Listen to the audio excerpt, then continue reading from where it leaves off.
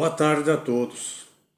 Novamente, com alegria no coração, participar dessa iniciativa da Messe do Amor, onde nessa programação o intuito é nós refletirmos sobre os ensinamentos de Jesus através de Amélia Rodrigues, poetisa baiana,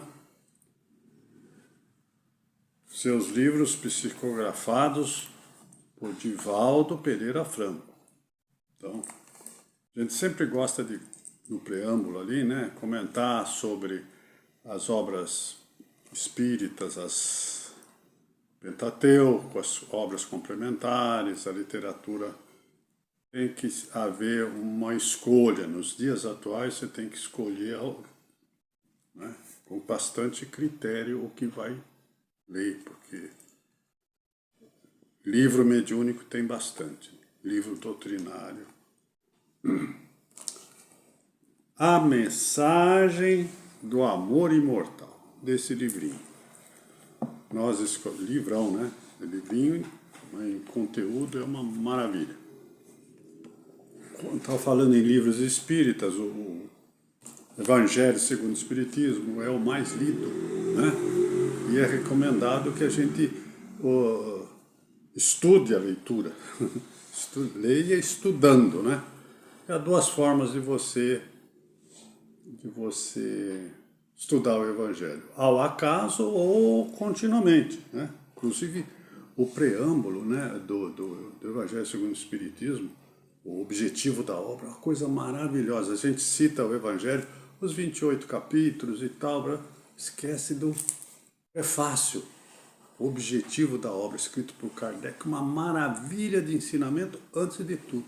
Eu estava dizendo, ou você abre o Evangelho, estuda ele sequencialmente, capítulo 1, 2, 3, ou abre ao acaso. Então, às vezes, aparece a mesma mensagem, mas onde caiu essa mensagem para mim? É porque você precisa daquela mensagem, o acaso não existe. Tá. Eu digo isso porque eu não tive ainda oportunidade de assistir todas as palestras desse programa. Algumas eu assisto, as outras às vezes eu viajo ou esqueço. Então, eu não sei se o tema que eu escolhi já foi comentado nessa programação da Messe. Capítulo 14 dessa obra, Jesus e Família. É um tema atrativo, mas é aquela coisa, se ele caiu de novo, é para a gente, né, repisar o conteúdo da mensagem. Jesus e família. As coisas mais importantes, né? O Mestre Jesus e aqui para nós encarnados a família. No mês passado, em função do Dia das Mães, né? A gente já teve a oportunidade de falar na Cefam sobre essa questão da família, né? O lar, que é local de crescimento do espírito, né?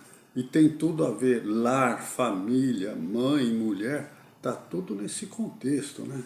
É importante, nos dias de hoje, nos dias atuais, é importantíssimo repisar, reafirmar a importância de Jesus no lar, né? Jesus e família. Então, essa mensagem, se já foi explanada, a gente vai tentar novamente firmar esse pensamento tão importante para nós, nos dias atuais, Jesus e família. Outra coisa, a poetisa Amélia Rodrigues, ela escreve tão bem, ela usa tão bem o jogo de palavras, sabe? Que para mim é um desafio interpretar, completar alguma coisa, dá vontade de ler na íntegra o texto, porque, sabe, é uma doçura, uma maravilha você ler os textos, mas nós vamos, né, ler um pouquinho e ir interpretando. Eu sei que não vai chegar ao brilhantismo do que está escrito, mas pelo menos para nós fixarmos o conteúdo, né, a ideia do que está sendo falado. Então, narra com a sua poesia. É um texto, né? Poesia da Amélia Rodrigues nos ensina assim. Terminadas as fainas diárias, já me vem uma observação. Jesus reunia os seus discípulos e o povo dali quando terminadas as fainas diárias. A história nos conta que Jesus ajudava o Pai na carpintaria e ia falar sobre as coisas de Deus terminadas as fainas. Não era profissional da religião. Já vem aqui a primeira, né? Primeira observação interessante. Tem gente que vive às custas de religião. Representante, aqui não. Terminadas as fainas, terminou de trabalhar, cair da tarde, Jesus se reunia na praia, de Cafarnaum, cidade bonita, tal, se reunia na cidade de Cafarnaum, a encantadora cidade às margens do Tiberíades. Daí Jesus mantinha inolvidável tertúlia, a Amélia Rodrigues tertúlia, né? Conversação fraterna. Se reunia ali na praia, sentava ali num barco abandonado, ou num barco do próprio Pedro, e com a multidão, com os seus discípulos e com a multidão que ali se aglomerava, ele começava a contar as suas maravilhosas parábolas, dirimia alguma dúvida de alguém, às vezes dúvidas ainda inocentes da pessoa, porque ele trazia uma mensagem diferente. A gente sabe disso. Jesus foi um revolucionário. As mensagens que ele trazia com relação ao reino dos céus, a casa do meu pai, era para o pessoal da época, era tudo novidade, tudo novidade. Então, ele tinha paciência e jamais se cansava de esclarecer as pessoas que se reuniam ao seu redor sobre as suas mensagens, né? Há muitas casas na morada do meu pai, oferece a outra face. Poxa vida, o povo judeu, né, acostumado com o rigor da tirania romana e tal, tinha que oferecer a outra face. Perdoa 70 vezes, 7 vezes. Para o pessoal da época, isso era diferente, mas ele, né, mantinha inovidável tertúlias com os companheiros e outras pessoas, né? Nas noites de primavera, perfumadas e serenas, sentava-se ali, nas areias úmidas do mar, ou particularmente à barca que pertencia a Simão Pedro, e abordava os temas do cotidiano, né? Outras ocasiões, quando era outono e inverno, que é, né, friozinho também lá, utilizava-se da ampla sala da residência do querido pescador. Olha aí mais uma dica. Reunia-se, quando o tempo era bom, ficava lá na beira do mar.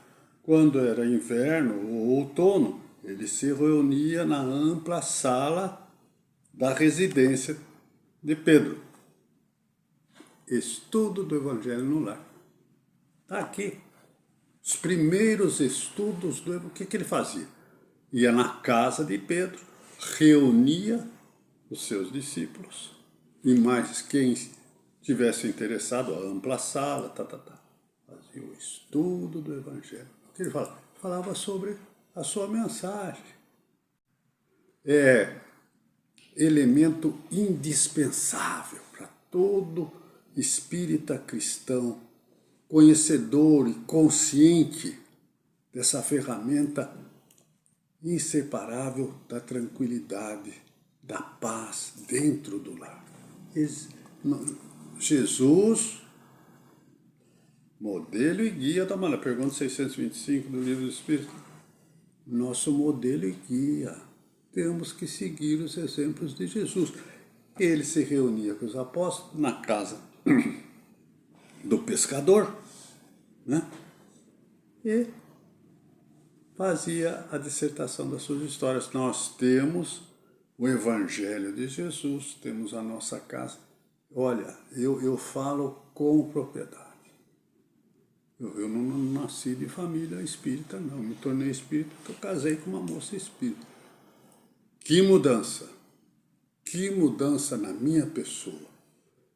Nosso lar, estudo do Evangelho. Vale a pena. Atrai espíritos bons. É aquela coisa que a gente, essa tecla que toda vez que vocês me dão uma palavra, é a tal da sintonia vibratória. Imagine que tipo de espírito vai ambientar a sua sala, na tua casa, naquele dia, naquela disciplina, dia, horário marcado. Espírito superior tem mais o que fazer. Não fique esperando o horário do estudo do Evangelho. Né? Se você marca domingo às 7 horas da noite, eles vêm domingo às 7 horas da noite. Higienizam, afastam influenciações, né? Qualquer coisa de pesado que tenha acontecido durante a semana, naquele instante. Com a prece sincera não tem nada de ritual, nada disso. Um copo d'água, o Evangelho, uma leitura complementar, discutir fatos do dia à luz da doutrina espírita. Faz muito bem, né? Faz muito bem. E está aqui o exemplo. Jesus se reunia na casa de Simão Pedro há mais de 2000 anos, fazendo o estudo do Evangelho no lar. Né? Essas lições, daí qual é a vantagem de fazer isso? Né? Essas lições de suma importância constituíam os alicerces para a construção do amor no imo das almas. Amélia Rodrigues. Construção do amor, alicerce. Alicerce é a base. Amor no fundo das almas. Sente paz, sente serenidade, afasta tudo. Para discutir, não é, bem como oferecer segurança no comportamento quando surgirem situações inabituais, quase sempre geradoras de perturbação. Situação inabituais. Parece que está falando nos dias de hoje. Olhar em redor aí, meu Deus, o que está acontecendo com esse mundo, né? O que a gente vai fazer? Estuda o Evangelho. Porque essas situações inabituais geram perturbação. No mesmo raciocínio de sintonia vibratória, perturbação atrai o quê? Espírito perturbado. A gente esquece do olhar, vigiar e orar, né? Que tem que ser sempre alerta, sempre vigilante. A gente cai em perturbação. Né? Os discípulos eram curiosos, necessitando de orientação, e o celeste amigo sempre os conduzia serenamente ao equilíbrio e à sabedoria. Você estuda o Evangelho em casa, você adquire sabedoria através dos ensinamentos. E equilíbrio. Quem não quer isso nos dias atuais, meu?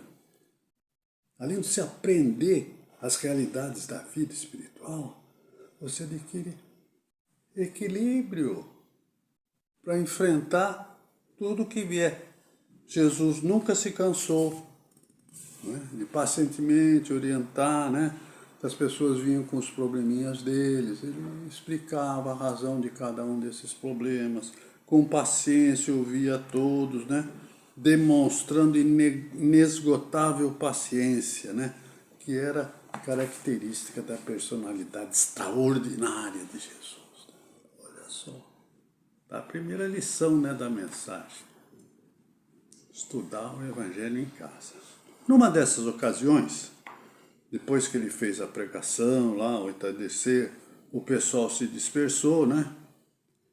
E o povo voltou para os seus lares, ele se acercou do velho barco, seguido pelos seus discípulos, e sentou para conversar daí entre eles ali, né?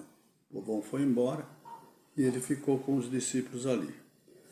Amélia Rodrigues, a natureza respirava perfumes suaves, carreados nos braços dos ventos brandos.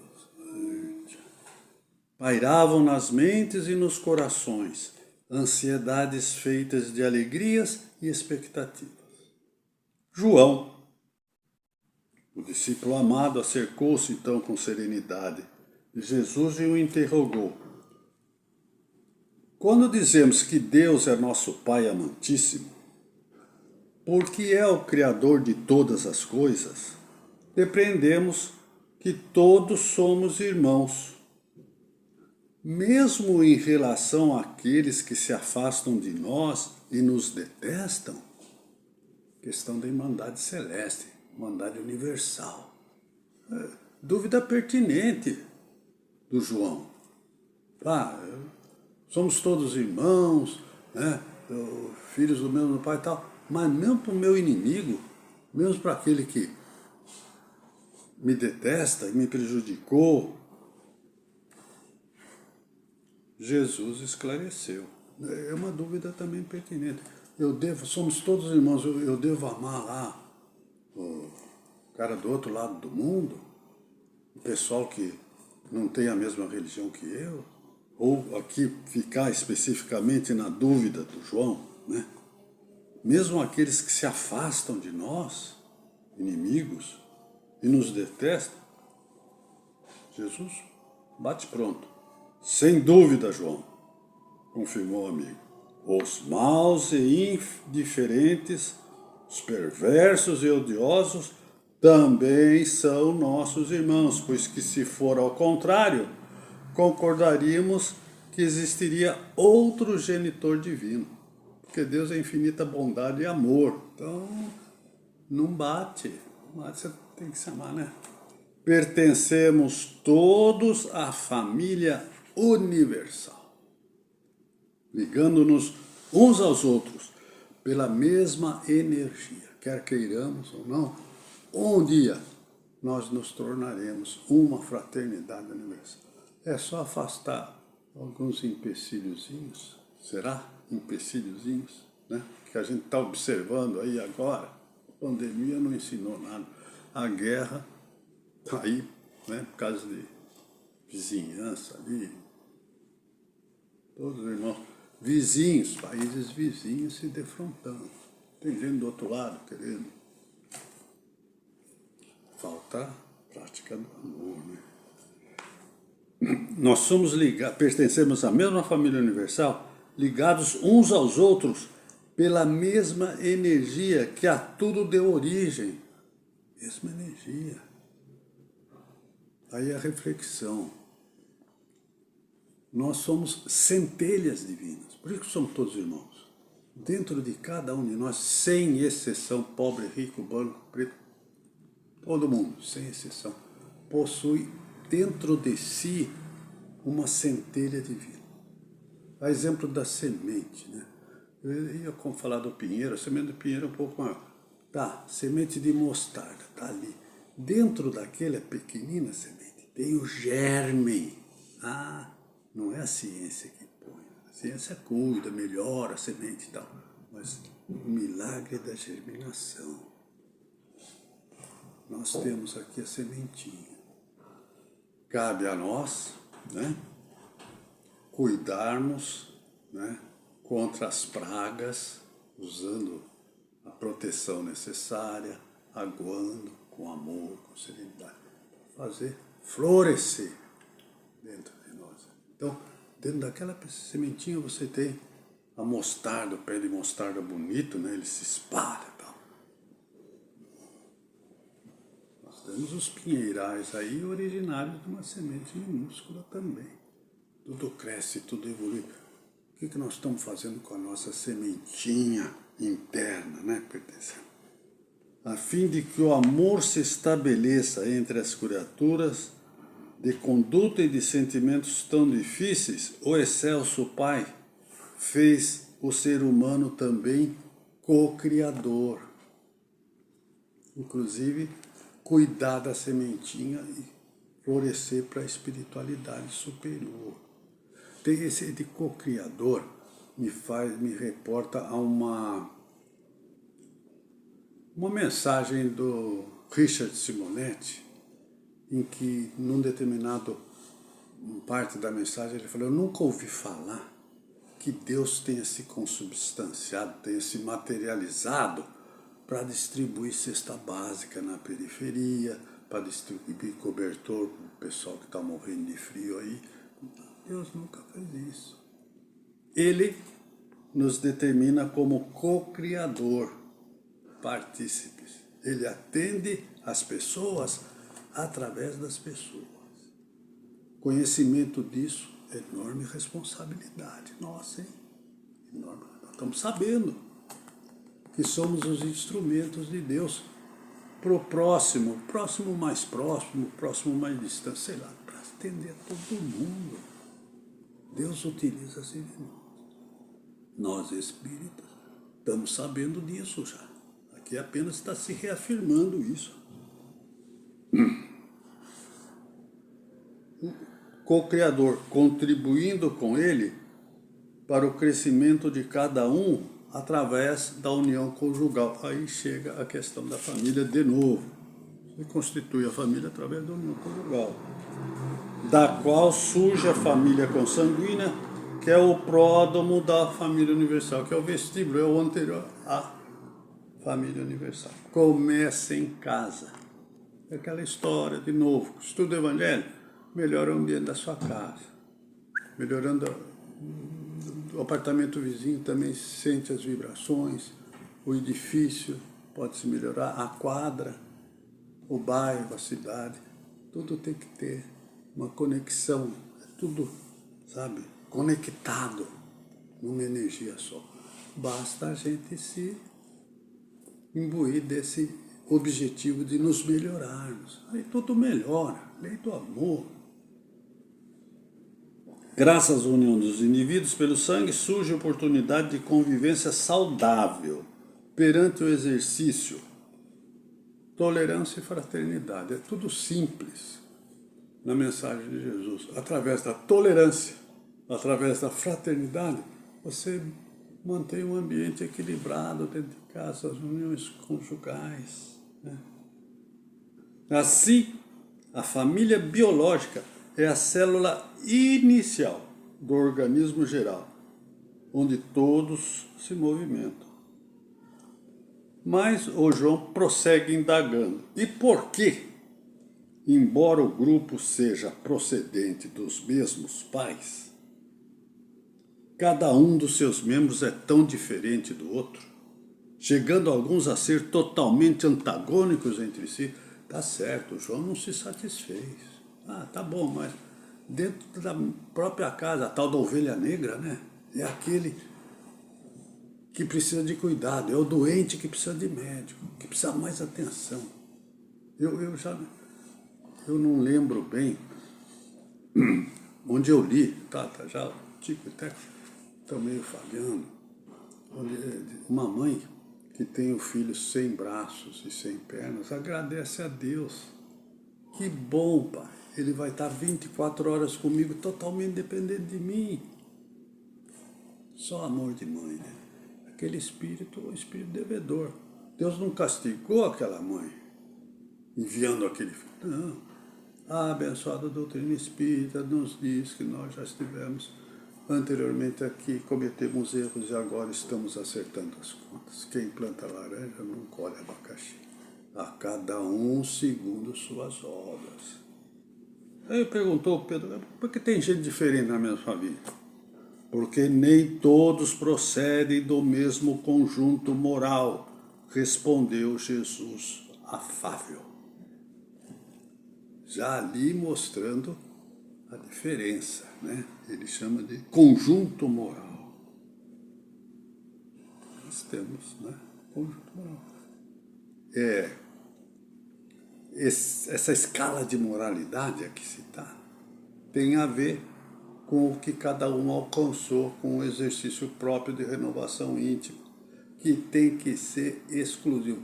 O responsável pela minha reforma íntima sou eu, só eu, só eu.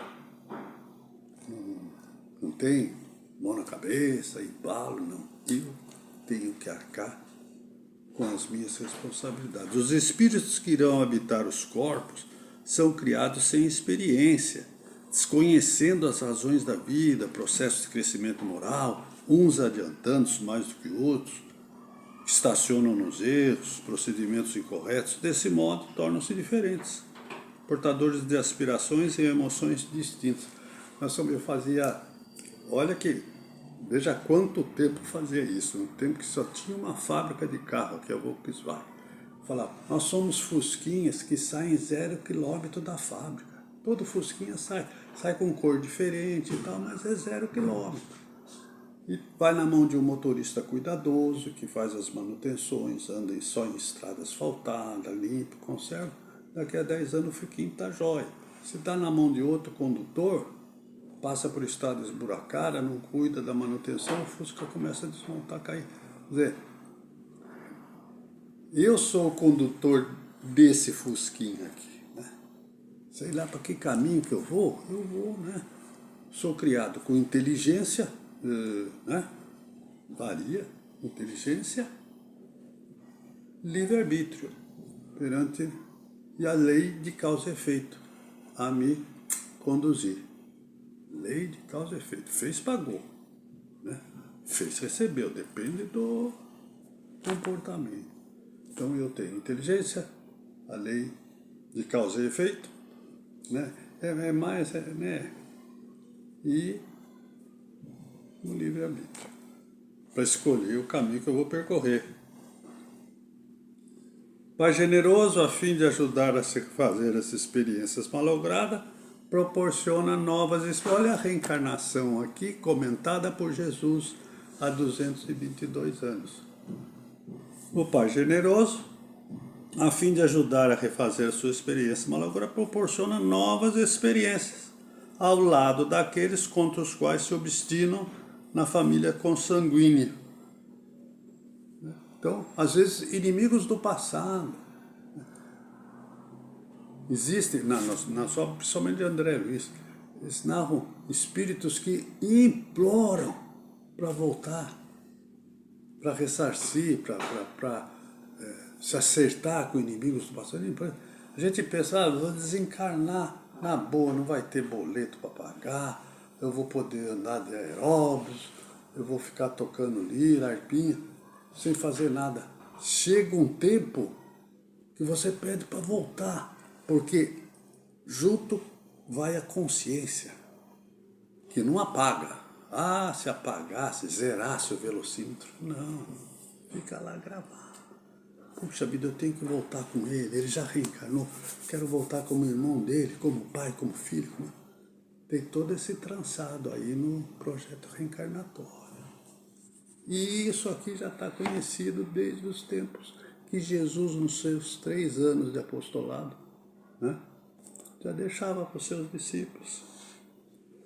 E ele ainda cita assim, vejamos os exemplos entre nós, falando para João, de Pedro, André, você e Tiago, unidos pelo mesmo sangue, e, entretanto, com sentimentos próprios, diferentes, independentes, que reúnem em torno de mim, iniciando a família universal. A família doméstica, portanto, não é resultado apenas da união daqueles que se amam, porém de todos quantos se necessitam, a fim de que se ajudem uns aos outros, gerando dependência afetiva. Esse negócio aí de restrição de movimentação, né? Não pode sair porque vai pegar o bicho, isso aqui. Oportunidade da família em casa, né? Serviço home office, tal, aumentou o tal do feminicídio, era um termo que daí existe. Feminicídio, divórcio, briga, separação, não conseguem se. Daí o Tomé, aquele que só veio para crer. E quando um viúvo, dúvida pertinente também, e quando um viúvo, perguntou Tomé com seriedade, que é pai, une-se em novo casamento, volta a ter filho com a nova mulher, como será essa família? 2 filhos com uma mulher, casa com a outra, mais 2 filhos. Que família é essa? Que união? Jesus, não importa de quem seja a progenitura, esclareceu o mestre, porquanto ao infinito é sempre Deus impondo a união. Não existe o acaso, meu. É Deus através dos seus prepostos, né? Trabalho. Não existe o acaso. Impondo a união e o respeito entre todos, preservando a identidade fraternal, que um dia unirá todas as criaturas como ovelhas do mesmo rebanho. Os pais terrestres, responsabilidade dos pais, né? São instrumentos transitórios da divina sabedoria, que deles se utiliza para o aperfeiçoamento das almas no seu processo de evolução. A importância da família. Insiste Tomé. Acho que está quase no fim do nosso tempo. Insiste Tomé. E quando procedem de raças estranhas e inferiores, tornou a carga, eram judeus. Se consideravam, né? Samaritanos, naquele tempo já tinha distinção de raça, de credo, religião, cor, já havia essa questão. E quando procede de raças estranhas e inferiores, tornou a cargo discípulo sisudo, não pertencente ao grupo dos eleitos israelitas, já apontou os eleitos israelitas naquela época, né, Israel, até hoje ainda tem, né, briga de religião, sempre houve cruzadas, né? A maioria das guerras tem origem religiosa, meu Deus do céu. Tá, e daí aqui ele quer saber como é que não é da eleitos e realistas, como considerar os irmãos ou membros dessa família universal? O Senhor cravou os olhos luminosos no discípulo. O pai de sabedoria não elege uma raça em detrimento da outra, o que significaria ter paixão e ser prepotente, caso o fizesse. Quando nossa raça é tida como eleito, isso não significa superioridade, mas responsabilidade pelo conhecimento que é portador. Mais uma dica para nós. Responsabilidade. Tem conhecimento, você tem responsabilidade de passar para frente esse conhecimento. O melhor bem que você faz para a doutrina é a sua divulgação. Mano, nós conhecemos a verdade, nós temos que ajudar a difundir a verdade. Jesus falou para o Tomé aqui, há 2000 anos. Né?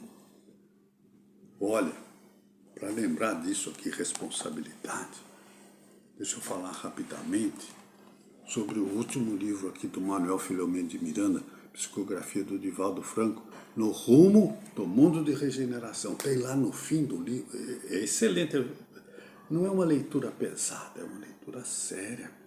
Eles falam sobre a Covid.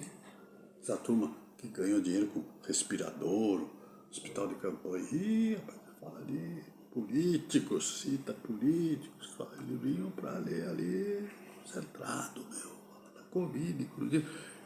Será que foi manipulado esse bichinho aí em laboratório? Tem um espírito Spinelli, o espírita do Rio Grande do Sul, pertencia à Federação Espírita do Rio Grande do Sul. Ele, numa parte do livro, ele nos alerta que no século XIX e XX, a doutrina espírita passou pelo período de apresentação e divulgação. Batida na parede, mesa girante, né? Kardec observa tudo aquilo e reúne no Pentateuco. Teve o seu período, como ele cita aqui, de apresentação. O que está acontecendo isso? Que a mesa fala, não fala, a parede batida, tal. Apresentação e divulgação. Século XX, divulgação. Aí, literatura. Agora, nos alerta Spinelli. Agora é a época da vivência, que é o que falta. Teoria está bonito, palestra, papo. Agora é viver o que aprender.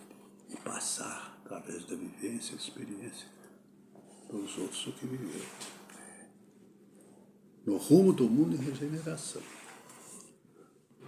Convém investir um tempinho para ler esse livro. Então, quando a raça é tida como eleita, isso, né? Conhecer a verdade tem que me libertar. minha responsabilidade em vivenciar o que eu estou falando. Que eu, né?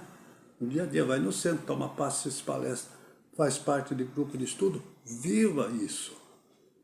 Na tua casa, no teu trabalho, no teu clube, na tua casa espírita.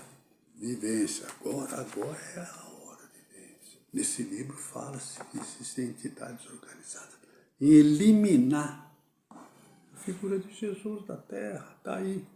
Né? Teorias materialistas, não é sensualidade, sexualidade exacerbada. Né? Tem que se cuidar. Quase 3 anos depois que Jesus trouxe os ensinamentos da família universal, quando se encontrava na cruz, expirando e ouviu o grito da sua santa mãe chamando-o de filho, ele fitou João, que se encontrava ao lado dela, e propôs a família universal do amor, enunciando: mulher, eis aí o teu filho. Filho, eis aí a tua mulher. Rompiam-se naquele momento os laços da família biológica para ampliar-se os sentimentos de união na família universal. Não casei, não tenho filho. Bem, adota um filho. Adoção. Olha, é a diferença de ferro e ouro, viu? Ferro vale menos que o ouro, porque o ferro está na superfície, o ouro você tem que cavar. Você acolher o fruto de um outro ventre no teu coração, meu, isso aí vale, olha, bônus horas ali, a sua conta vai, ó. Porque mas não é esperar, a gente vê umas reportagens aí, o pessoal tem muita procura, tem mais gente querendo adotar do que gente a ser adotado, mas porque eles querem o bebezinho jonço, assim, coradinho, olhinhos azuis e tal.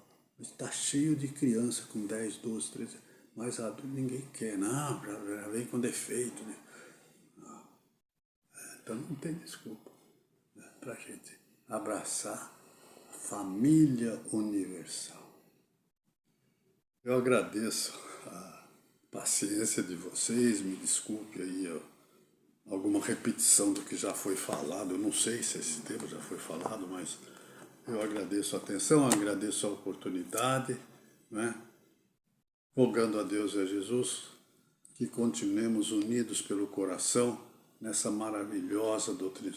Agradecer todo dia ter tido contato com a doutrina espírita, que nos une e nos faz, né, irmãos verdadeiramente, a fraternidade que nos une nessa família espírita da Messe de Amor. Muito obrigado, uma boa noite, aliás, desculpe, uma boa tarde e muita paz, amigos.